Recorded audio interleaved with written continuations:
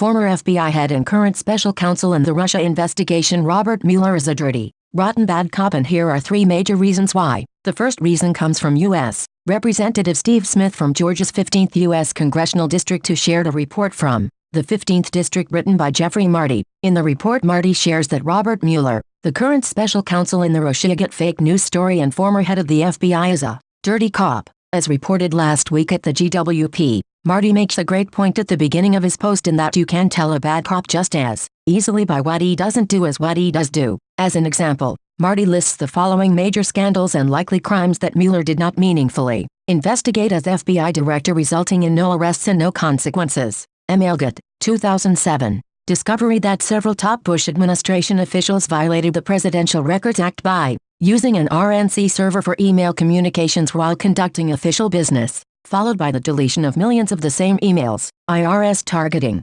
2010 to 2013. The IRS intentionally selected and then delayed or denied tax-exempt 501(c)(3) applications from conservative groups to prevent them from participating in the 2012 election, followed by IRS agent Lois Lerner invoking her Fifth Amendment privilege against self-incrimination. Fast and Furious, 2010. This ATF program, which seems to have served no rational purpose, allowed over 2,000 guns to be purchased illegally inside the United States and then walked into Mexico for use by criminals, one of which was later used in the 2010 murder of border agent Brian Terry by the member of a Mexican cartel. Associated Press spying, 2012. The Department of Justice illegally seized the communications of AP reporters made during April and May 2012, allowing the Dodge to unmask journalists' confidential sources. Clinton Foundation Pay for Play, 2009 to 2013. During the period in which Hillary Clinton held the office of Secretary of State,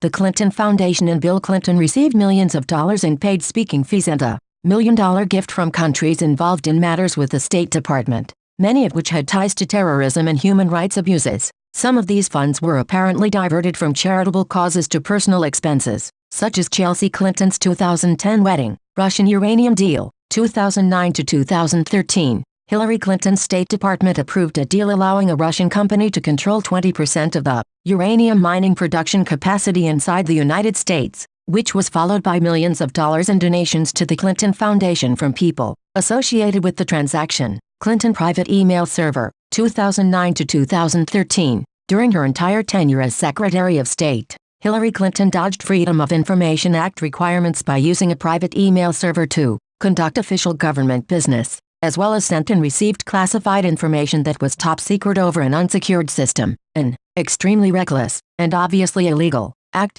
Right.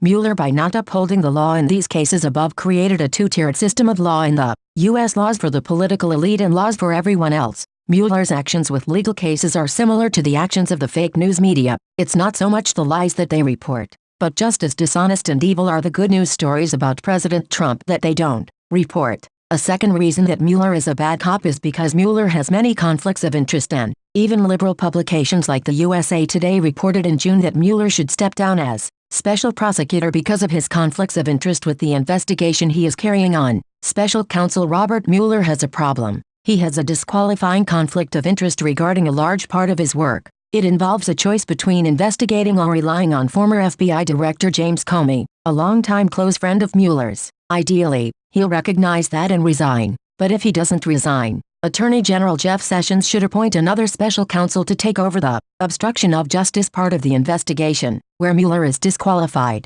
By not stepping down, Mueller shows that he is indeed a bad cop. A person of integrity would easily see his conflicts of interest and would recuse himself. A major third reason and more justification for Mueller being a bad cop is related to the personnel he has hired to assist in the Russia investigation. Special counsel Robert Mueller's 15 attorneys are a who's who of liberal activism. Here is a summary of the Mueller team. Robert Mueller, special counsel team leader. Comey best friend to fired leaker James Comey, a key witness in the case and cohort at the FBI and assisting Mueller with many of the cases noted above. Rush Atkinson, an attorney on detail from the Criminal Division's Fraud Section at the Department of Justice, donated $200 to Clinton in 2016. Peter Carr, Dodge spokesman under Barack Obama. Andrew Goldstein, a public corruption prosecutor on detail from the U.S. Attorney's Office in the Southern District of New York, worked under Trump basher Preet Bharara in the liberal New York Southern District. Adam Jed, an appellate attorney on detail from Dodge's Civil Division, defended Obamacare at the Dodge.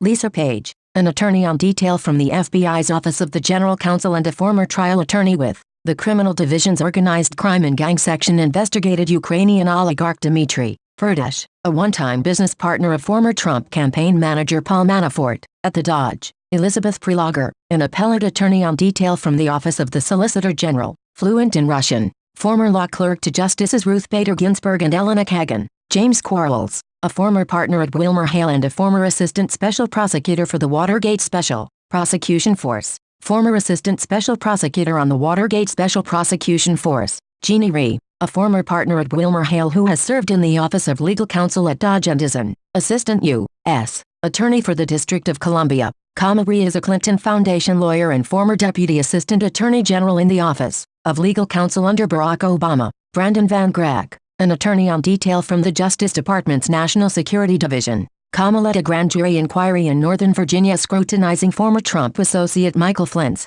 foreign lobbying. Andrew Weissman, who is on detail from the Criminal Division's Fraud Section and who has served as General Counsel at the FBI and as an Assistant U.S. Attorney for the Eastern District of New York.